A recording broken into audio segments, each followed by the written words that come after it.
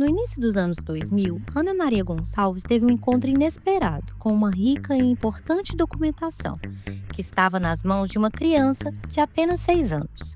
O menino utilizava o verso do papel escrito em português antigo, quase indecifrável para olhos pouco treinados, para desenhar e colorir.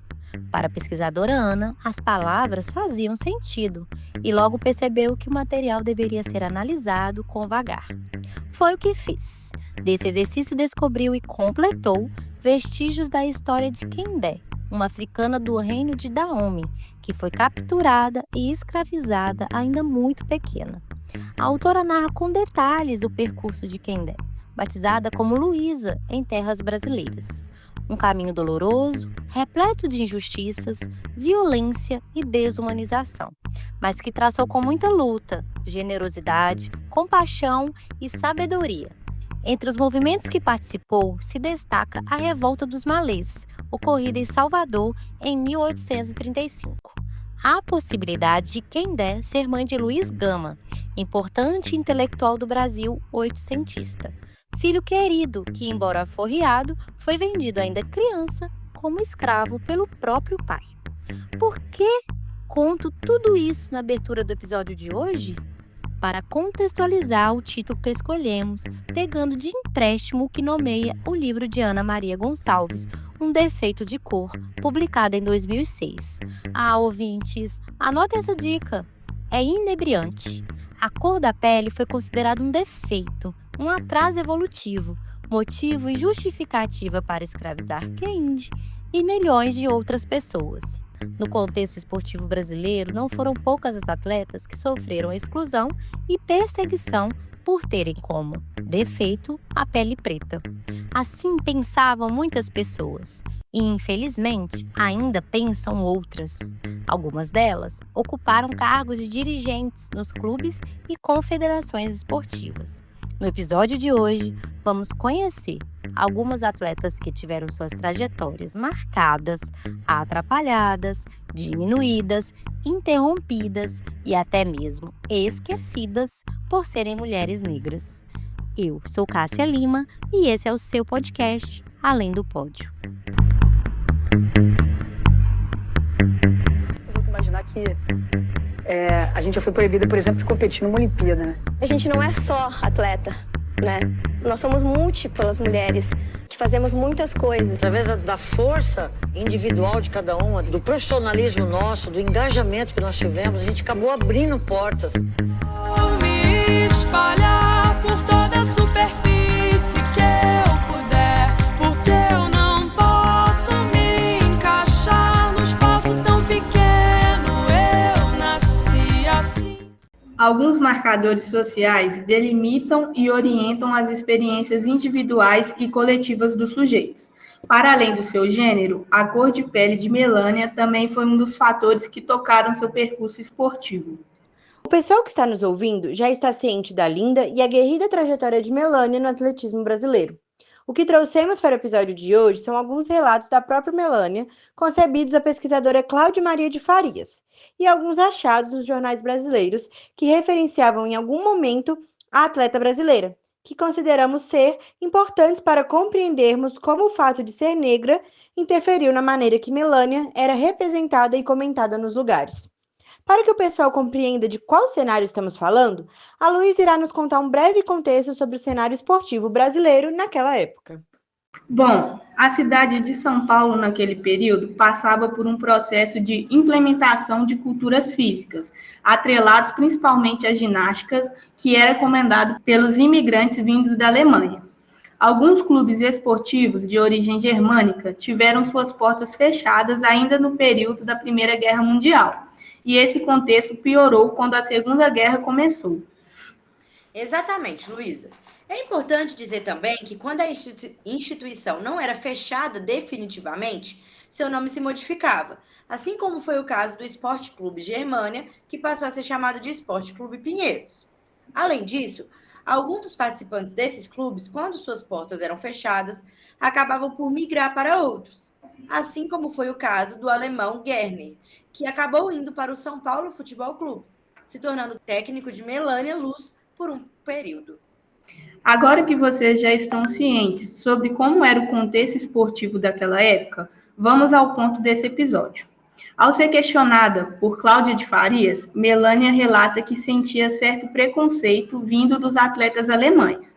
Quando ela relembra sobre como era sua relação com atletas brancas do atletismo, ela diz à pesquisadora: A pior era a Clara, porque a Clara era de um clube de alemães mesmo, Sport Clube Germânia. Elizabeth Clara Miller, filha de pais alemães. A atleta representava o Clube Pinheiros e era concorrente direta de Melânia nas provas de 100 e 200 metros. Ela também foi representante do Brasil nas Olimpíadas de 1948. Apesar de citar sobre preconceitos vindos dos alemães, Melânia relata que não sentia discriminação racial vindo do seu técnico Gerner. Porém, ela relata que tinha o desejo de mostrar ao técnico que ela conseguia competir da mesma forma que Clara competia.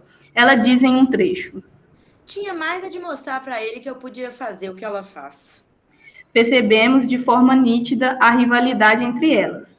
Como já falamos no episódio anterior, nos jornais brasileiros, Clara Miller ganhara muito mais reconhecimentos e holofotes, quando comparada com Melânia e com as demais atletas.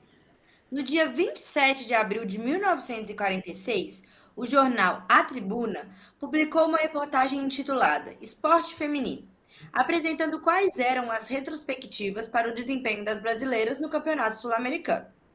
O que nos chama a atenção nessa entrevista é a forma que o escritor exalta somente Clara Miller, dentre as outras atletas brasileiras, como vemos no trecho em que ele diz: Não é possível, com 5 elementos, vencer um torneio sul-americano de atletismo, ao menos que todos eles sejam pentatletas da categoria de uma Clara Miller. Além de exaltar Miller, a reportagem ainda faz questão de diminuir a importância das demais atletas brasileiras. Fazendo uma comparação, o autor cita 5 atletas chilenas, apresentando somente 2 delas como consagradas no esporte. O jornal diz que as demais atletas são ilustres desconhecidas, assim como em nossa representação, Melânia Luz e Lourdes Abreu. Fica evidente com esse trecho como a mídia brasileira tinha uma atleta preferida nas competições e que não mediria palavras para exaltá-la em detrimento das outras. Melânia Luz foi a primeira atleta negra brasileira a ocupar o espaço de competidora em uma edição de Jogos Olímpicos. Acreditamos que a atleta foi pouco reconhecida pela sua trajetória nos esportes, feitos esses que marcam a história esportiva de um país inteiro. Os passos longos e velozes de Melânia proporcionaram que muitas outras mulheres pudessem sonhar em serem protagonistas de suas próprias histórias, alcançando lugares de prestígio dignos de uma mulher brasileira. Agora vamos apresentar outra mulher espetacular. Seu nome, Aida Santos. Oi, Luísa, pronto para a gente falar um pouco sobre Aida dos Santos? Hoje vamos trazer um olhar especial sobre a trajetória dela, infelizmente marcada pelo racismo. Aida foi pioneira no atletismo do Brasil, já falamos dela aqui, mas ela enfrentou desafios que vão muito além do esporte. Oi, Helena, prontíssima. Aida é mesmo uma figura incrível. Os obstáculos que ela enfrentou são um reflexo do racismo estrutural que persiste até hoje. Por onde começamos? Bom, sabia que a história dela no esporte começou por acaso? Ela estudava numa escola, Aureliano Leal, e jogava vôlei. Um dia uma amiga incentivou ela a treinar o atletismo, e ela resolveu então tentar também. Sem técnica nenhuma, ela já saltou 1,50 m na primeira tentativa e isso chamou a atenção dos dirigentes. E logo ela começou a competir. Nossa, impressionante. Mas pelo que eu li, o início não foi nada fácil. A família dela era contra, né? Acreditavam que o esporte era coisa de desocupado e achavam que o certo era ela trabalhar para sobreviver. Ainda assim, ela persistiu e treinava escondido da família. Uma coragem. O preconceito não parava por aí. Quando ela foi para os Jogos Olímpicos de Tóquio de 1964, Aida foi a única mulher da delegação, no meio de 68 atletas, e sem técnico, sem material adequado, sem uniforme para a cerimônia de abertura, ela teve que improvisar a roupa de uma outra competição, e as sapatilhas também ela conseguiu emprestada de um senhor que se comoveu, de outra delegação que se comoveu com a história dela. Que descaso, né? Mesmo com tanta diversidade, ela fez história. Aida foi a primeira mulher brasileira a chegar a uma final olímpica. E olha que durante as eliminatórias ela torceu o tornozelo. Quem a ajudou foi um técnico peruano e o médico da delegação cubana, porque os brasileiros simplesmente a ignoraram. Antes de começar o atletismo, ela jogou vôlei, né? E viveu um episódio de racismo que ela, bem explícito, que ela contou que um jogo de vôlei, sendo a única negra na quadra, alguém gritou: "Sai daí, crioula, seu lugar é na cozinha." Sabe o que ela fez? Pegou o microfone e respondeu: "Meu lugar é na cozinha, na sala, no quarto e numa quadra de esporte também." Pois é. Em uma entrevista para o UOL, ela disse que o atletismo ainda é o primo pobre do esporte nacional. E diz: imagine então, naqueles tempos, eu, uma mulher pobre e negra. Sim, e depois, já como atleta reconhecida, ela enfrentou outros episódios de racismo, como a resistência para entrar em competições. Foi obrigada a participar de várias provas antes de garantirem sua vaga para as Olimpíadas, mesmo já tendo alcançado a marca necessária. Ela sempre lutou pela educação e pela oportunidade de outras crianças negras terem acesso ao esporte. Ela criou o projeto social, mesmo sem apoio do governo. Ela ajudou muitos jovens com os projetos a mudar suas trajetórias de vida. Ela diz em uma entrevista que tem orgulho e a lembrança muito forte de ter conseguido ajudar e encaminhar muitos jovens ao longo dos seus projetos que, mesmo enfrentando dificuldades da vida, por vezes pessoas que moram muito afastadas e em lugares com dificuldade de acesso e transporte e que lidam diariamente com a violência urbana e que alguns deles, com a ajuda do projeto, conseguiram entrada para, por exemplo, para a Marinha e que isso para ela era algo forte e significativo e gratificante na lembrança. Aida sempre acreditou na educação como ferramenta de transformação. Ela dizia: dinheiro vai e vem, mas a cultura ninguém tira de você.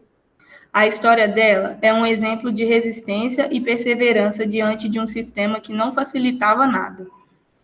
Em um artigo escrito por Marta Copolillo, publicado na Revista Fluminense de Educação Física, há um registro de uma entrevista dela com a Aida, e aí onde ela pergunta: Aida, como mulher, mãe, atleta, negra, vinda de uma comunidade pobre, como você sentiu e sente o racismo, o preconceito encarnado na sua história e nos dias de hoje? E ela relatou que: eu vejo que isso ainda precisa ser muito trabalhado ainda hoje. Não adianta fazer umas reuniões, falar disso e pronto. Eu falo que o negro tem que estudar. Não adianta ter dinheiro. Hoje tem, amanhã perde. Tem que ter cultura. A cultura ninguém tira de você. Tem que ter cultura para ter voz. Olha um caso de um tio do meu marido, que é juiz. Ele fez a prova 5 vezes. Na última vez, os desembargadores disseram: agora não tem jeito, vamos ter que aprovar esse negro. É isso, Helena. Falar de Aida é reconhecer o racismo estrutural, mas também celebrar a força de quem luta por um futuro melhor. Que mulher inspiradora. Vocês ainda não conhecem a Wanda dos Santos. Ela é a segunda mulher negra a representar o Brasil nos Jogos e o fez 2 vezes. Ela nasceu em 1932, em São Paulo. Sua carreira começou em 1943, nas pistas do Colégio e do Clube Atlético Ipiranga. E logo se transferiu para o Palmeiras e, posteriormente, para o São Paulo, em 1947, treinada pelo famoso técnico alemão Gerner. Wanda rapidamente se destacou como uma jovem promissora. Em sua primeira temporada no São Paulo, conquistou o título de campeã juvenil paulista, nas modalidades salto em altura e arremesso de peso. No mesmo ano, consagrou-se campeã nos 80 metros com barreira no Troféu Brasil. E com apenas 14 anos, Wanda já era um fenômeno no esporte. Em 1950, retornou ao Palmeiras, mas o curioso é que dessa vez foi como jogadora da equipe principal de basquete. Claro, sem deixar de lado o atletismo no tricolor paulista. Foi uma das primeiras atletas a militar em 2 clubes ao mesmo tempo, algo inusitado naquela época. Exatamente, Sara. Ao longo de sua carreira, Wanda conquistou inúmeras medalhas estaduais e nacionais. Foi 9 vezes campeã brasileira, 26 vezes campeã estadual, 7 vezes campeã sul-americana e bicampeã do Campeonato Ibero-Americano. Letícia, e é no meio desse caminho que a Wanda é classificada para os Jogos Olímpicos, se tornando a segunda mulher negra a compor a delegação brasileira. Mas essa caminhada foi marcada por questões sociais. Wanda competiu em uma época e sociedade em que o racismo estrutural no mundo e no esporte era ainda mais evidente. Wanda não relata situações de racismo vindas da sua equipe técnica, mas de forma sucinta diz que o tempo de treino dela era às vezes reduzido sem explicação e algumas vezes separado dos outros atletas. Wanda disputou as Olimpíadas de Helsinki em 1952 e relatou no documentário Sem Barreiras, produzido pela ESPN, que as demais competidoras das outras delegações evitavam ficar próximas ou mesmo no ambiente em que a atleta brasileira estava. Entretanto, encostavam nela somente no primeiro momento, em um tom de vislumbre pela pele escura de Wanda, já que na Finlândia, pessoas negras eram vistas somente nos filmes. O que revela tamanho preconceito sofrido por ela. A atleta reconhece que estar nos Jogos e poder representar o Brasil diante de tanta luta já era glorioso demais. E foi assim que ela colocou seu nome no livro dos Olímpicos. Além de tudo, após voltar de Helsinki, a realidade da necessidade de auxiliar financeiramente em casa bateu na porta. E Wanda relata que quando começou a trabalhar, saía de casa às 5h30 da manhã e voltava perto da meia-noite. E esse foi um dos motivos de seus tempos não melhorarem muito. Seu treinador e Wanda criaram estratégias e seu rendimento voltou a avançar. E ela conseguiu garantir sua tão sonhada vaga nos Jogos Olímpicos em 1960, na cidade de Roma, sendo a única mulher a compor a delegação de 81 atletas brasileiros.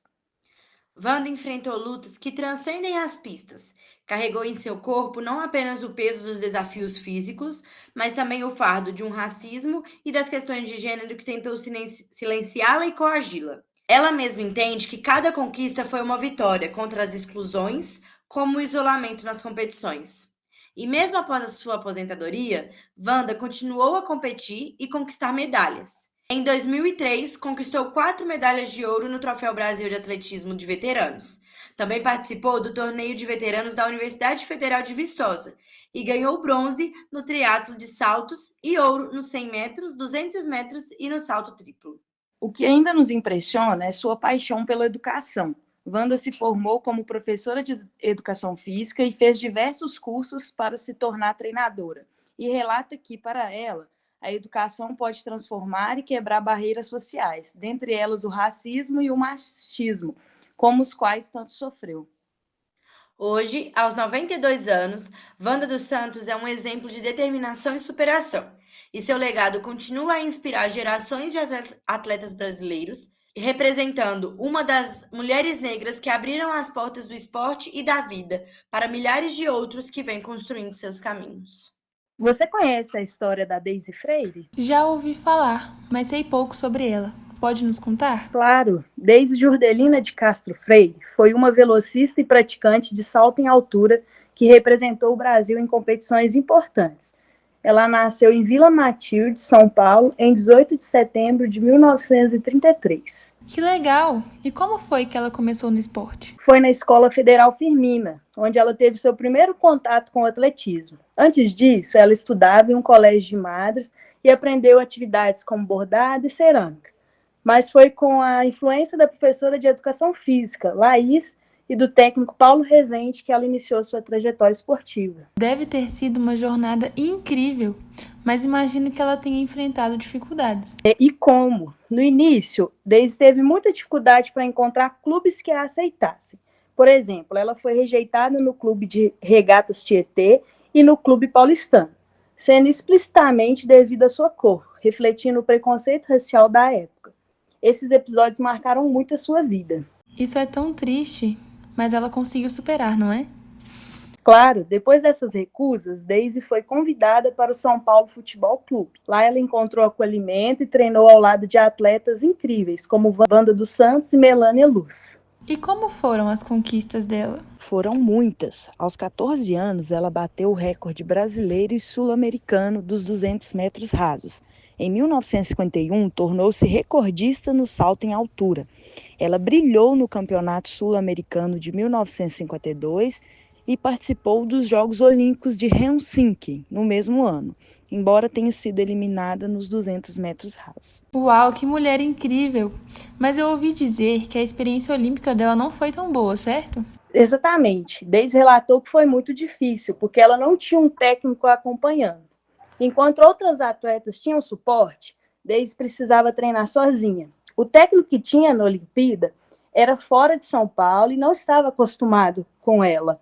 O apoio que ela tinha na hora de seus treinos era do chamado Ademar Ferreira da Silva, que orientava no que ela devia fazer, mas não podia dar muita atenção porque ele já tinha outros atletas. Nossa, é muito desanimador imaginar isso. Muito. Daisy relata que pensou em voltar para o Brasil devido a episódios de racismo.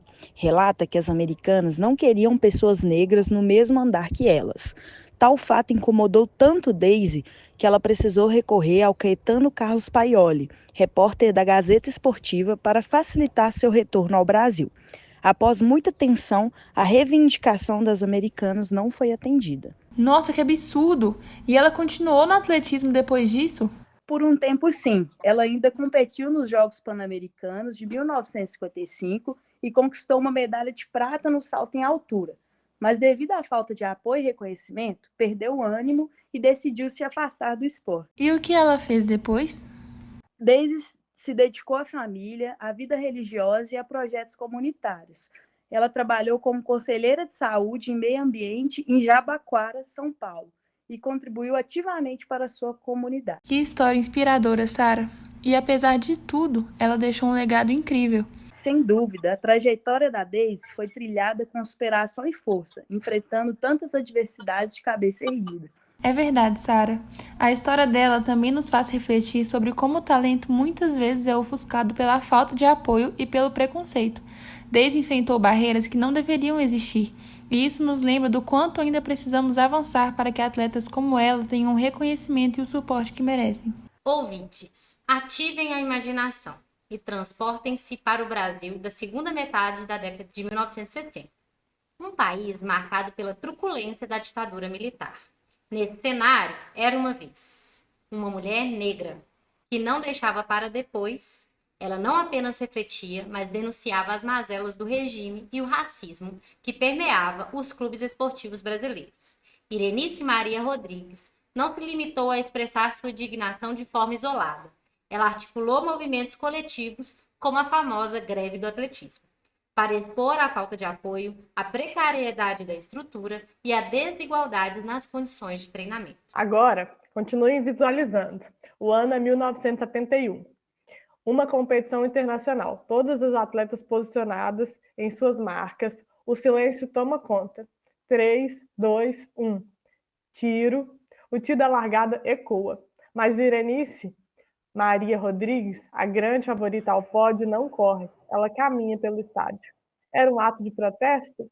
E aí fica a pergunta: o que exatamente essa atleta estava denunciando?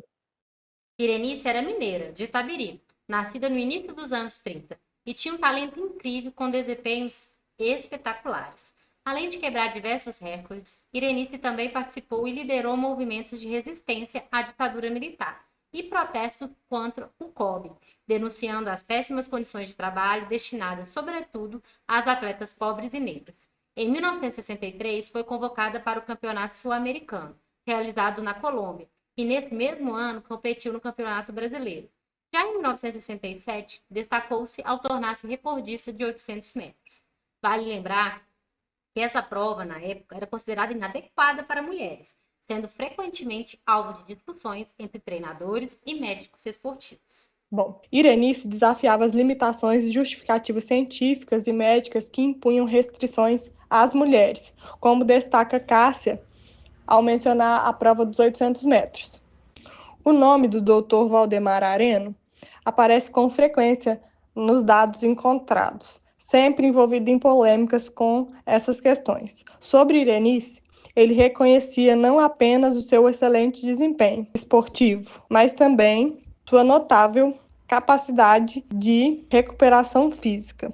Valdemar Areno foi professor catedrático da ENEFED e especialista em medicina esportiva. Foi recorrente a citação dele em alguns argumentos sobre a composição fisiológica do corpo da mulher e algumas provas de atletismo, principalmente os 800 metros. Ao analisar sua trajetória, percebe-se uma constante troca de clubes e um número considerável de medidas disciplinares ao longo de sua carreira. Em 1961, ela integrava a equipe do Vasco. Em 64, ela estava registrada como atleta do Botafogo. Em 1967, ela atuava pelo Fluminense. Mas em 1969, ela forçou sua transferência para o Atlético Mineiro, em protesto contra uma punição imposta pelo clube carioca. Sobre a temporada que passou no Fluminense, ali por volta de 1967, no documentário Procura Sirenice, anotem essa dica, ouvintes. O documentário tece muito bem a trajetória de Irenice e faz um amplo debate sobre racismo e esporte. Bom, nesse documentário, Aida dos Santos, ao relatar os episódios de racismo sofrido, exemplificando o que Irenice denunciava, conta que em uma confraternização pelo bom desempenho do clube, a atleta não pôde participar. Chegaram a perguntar para qual família ela trabalhava como empregada. E quando respondeu que era atleta, ouviu que isso não poderia ser verdade, porque ela era negra. Incidentes como esse não foram isolados no esporte brasileiro. Já sobre seu vínculo com o Clube Mineiro, parece ter sido curto, pois em julho de 1970, o nome de Irenice Maria Rodrigues foi referenciado no 21º Jogos Universitário Brasileiro, competindo pela Federação Universitária de Esportes Paulista. Nessa ocasião, a atleta estabeleceu mais um recorde sul-americano, nos 400 metros. A atuação de Irenice nas competições nacionais e sul-americanas geravam expectativas de medalhas nos Jogos Olímpicos para o Brasil, nos Jogos de 1968. Todavia, em um artigo chamado O Apagamento Histórico da Atleta Irenice Maria Rodrigues durante a ditadura militar no Brasil, conta um pouco de essa história. Na página 2, o autor comenta que a resistência de Irenice incomodou especialmente setores ligados ao regime ditatorial, que viam na imagem de uma mulher negra, forte e independente, uma ameaça aos seus interesses de manutenção do sistema. A atleta foi alvo de perseguição, discriminação e tentativas bem-sucedidas de silenciamento, e que culminaram na sua exclusão da delegação brasileira de 1968 dos Jogos Olímpicos na Cidade do México, após ter acusada de indisciplina e agressão durante uma briga com uma colega, Maria da Conceição Cipriano. E assim, o seu retorno ao Brasil foi antecipado. Em uma entrevista, logo após voltar para o Rio de Janeiro, Irenice narrou os fatos ao Diário de Notícias, demonstrando descontentamento. E ela conta que ela foi negada a entrar no setor de treinamento e Cipriano ficou muito alterada e foi onde começou a briga. E ao voltar para alojamento, elas foram separadas de quarto e no dia seguinte avisaram que ela tinha sido desligada da delegação, apesar de ter do lado dela várias pessoas da delegação ao seu favor. Para Irenice, essa decisão foi apenas a aceleração de algo já acalentado de há muito. Para Hélio Babo, diretor de atletismo da Confederação Brasileira de Desportos, foi uma página negra do esporte brasileiro, que poderia ter sido evitada se ela tivesse sido desligada antes, quando criticou o atletismo brasileiro ao Jornal dos Esportes. O ato disciplinado COB é descrito como desproporcional e uma desculpa para afastar a atleta dos Jogos e evitar protestos contra o regime militar. Essa prática de silenciamento contribuiu para que a história de Irenice fosse quase apagada, e o racismo fica latente na frase de Hélio Babo. Em 1969, ela foi declarada incapacitada para integrar as delegações do COB. Mas, ao se transferir para o Atlético Mineiro, reafirmou o desejo de competir nos Jogos de 1972. Contudo, isso não se concretizou. Em represária às suas atitudes consideradas subversivas, apesar da sua expressiva atuação no esporte, Irenice tornou-se uma atleta que o país foi induzido a esquecer. E contar sua história é um ato de resistência a essas estratégias de apagamento. Várias atletas, ao falar de Irenice, vão dizer de como ela era aguerrida, como ela era uma força coletiva, que não se calou em frente a diversas injustiças sofridas por ela ou por outros. Então, embora ela tenha sido uma atleta magnífica no atletismo e na luta por um país mais justo, a trajetória de Irenice Maria Rodrigues é quase desconhecida, inclusive em sua cidade natal, Itabirito. Dando continuidade às reflexões sobre o tema de nosso quarto episódio, convidamos a professora da UENG e pesquisadora na área da educação, do corpo e relações raciais, Fernanda Abaté Pietro Novaes. Ao realizarmos o contato, pedimos que ela dissertasse um pouco sobre 3 pontos principais. O primeiro, sobre a relação entre a raça e as práticas corporais, elucidando se ainda temos espaços em que a cor da pele interfere na aceitação, participação e ou reconhecimento das pessoas.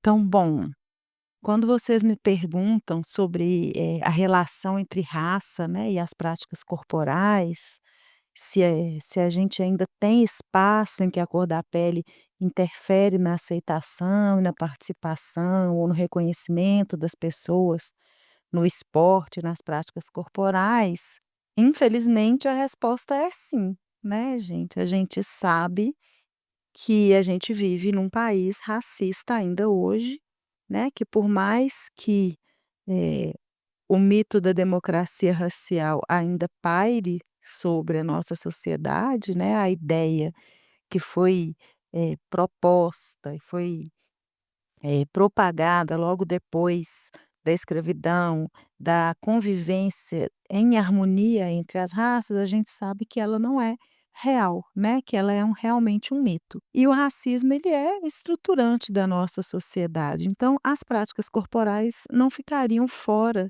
né, deste cenário, infelizmente, né. Então, a gente tem uma sociedade que é estruturada fortemente sobre a ideia de raça, né, que foi criada e instituída por meio do racismo, e isso, impacta todas as esferas, né, institucionais, pessoais e subjetiva da vida das pessoas. Ponto 2. Sobre as conquistas de espaço e de legitimidade no contexto dos esportes e de outras práticas corporais.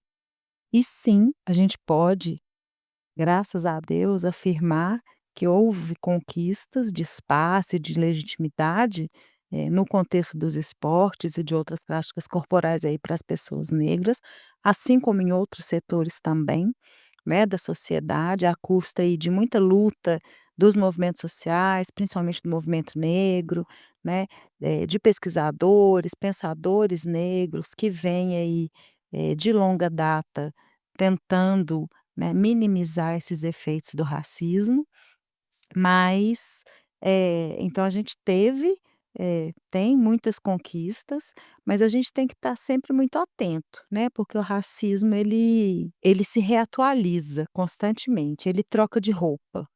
Então quando a gente acha que ele está sendo superado, a gente vai vendo que ele acha outras formas de operar e de manter, né, os privilégios das pessoas brancas na sociedade.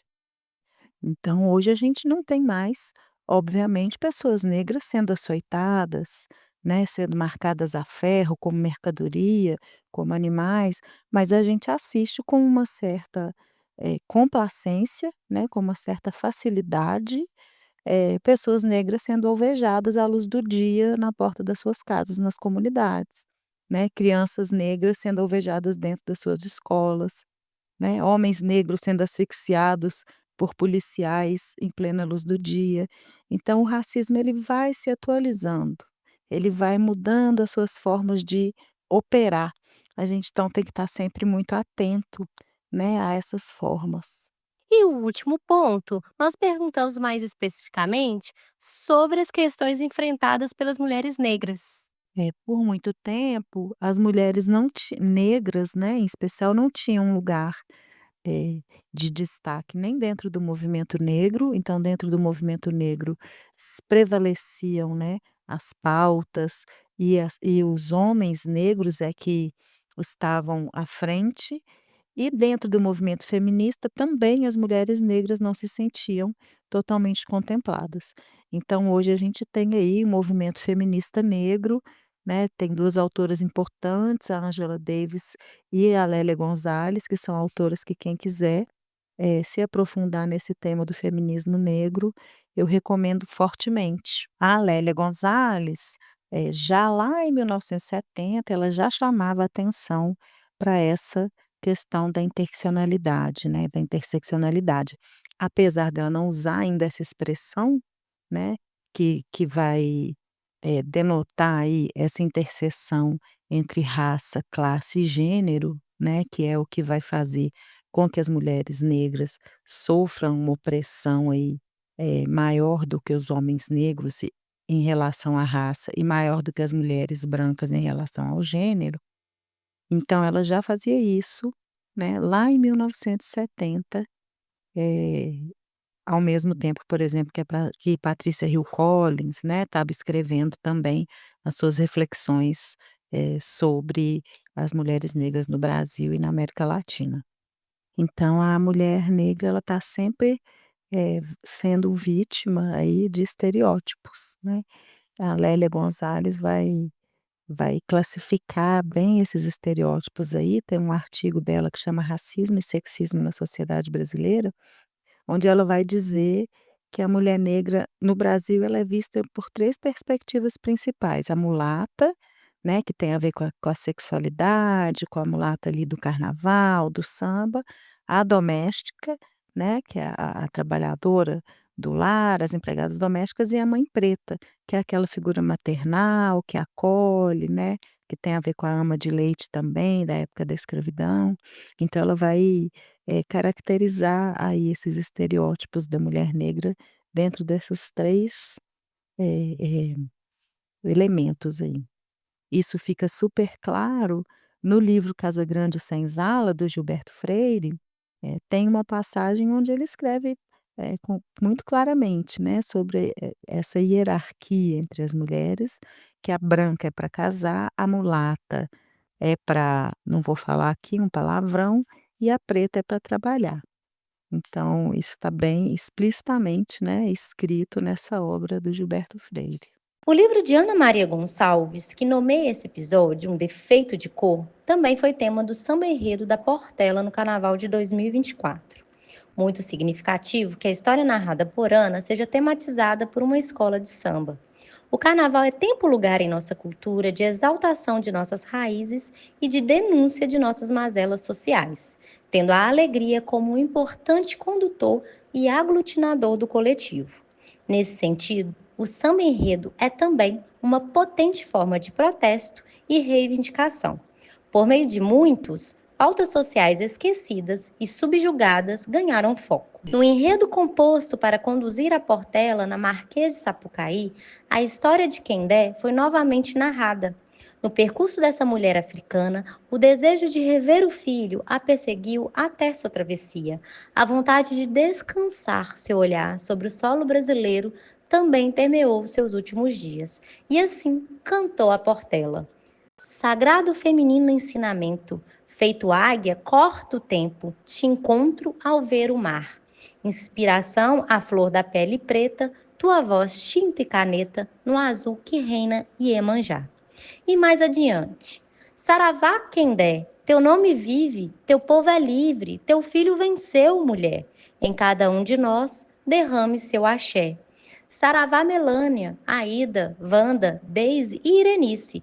Narraremos seus percursos sempre na esperança de que no futuro próximo nenhuma mulher precise mais enfrentar tantas barreiras por conta da cor de sua pele. Saravá, todas mulheres negras.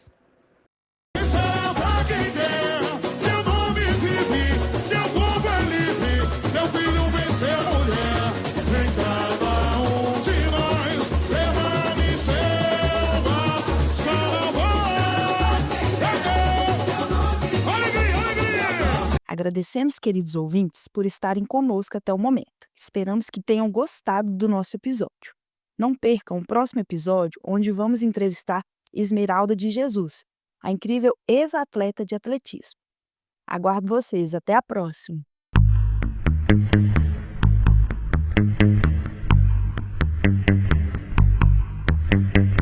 Esse episódio foi produzido por equipe de pesquisa composta por mim, Cássia Lima, as estudantes de graduação do curso de Educação Física da UENG, Luísa Lima de Paula, Sara Moreira e Mariana Oliveira, e de História também da UENG, a discente Daiane Gama. A estudante de Educação Física da UFMG, Letícia Silva, e a mestranda também da UFMG, Helena Joia. O conteúdo desse episódio e dessa série resulta de pesquisas realizadas nos anos de 2022, 2023 e 2024, todas com fomento do Programa Institucional de Apoio à Pesquisa da Universidade do Estado de Minas Gerais, conhecido pela sigla PAPQ-UENC. Tal apoio se dá pela concessão de uma bolsa de iniciação científica. No ano de 2025, também contou com o suporte do Programa de Produtividade e Pesquisa por meio da aprovação no edital 13 de 2024.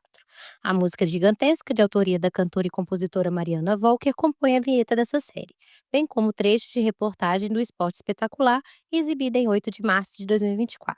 A identidade visual da série foi concebida por Helena Joia. A gravação do episódio contou com o suporte técnico do web designer Túlio Lopes. Na edição, realizada por Sara Moreira e Mariana Oliveira, utilizamos os aplicativos Audacity e Shotcut. O título do episódio faz referência ao livro de Ana Maria Gonçalves. Nesse episódio, contamos com a participação mais que especial da professora Fernanda Abate Pietro Novaes, docente da UENG Ibirité e doutoranda do Programa de Pós-Graduação Interdisciplinar em Estudos do Lazer, da UFMG. Também compõe esse episódio um fragmento do samba enredo Um Defeito de Cor, do Grêmio Recreativo Escola de Samba Portela.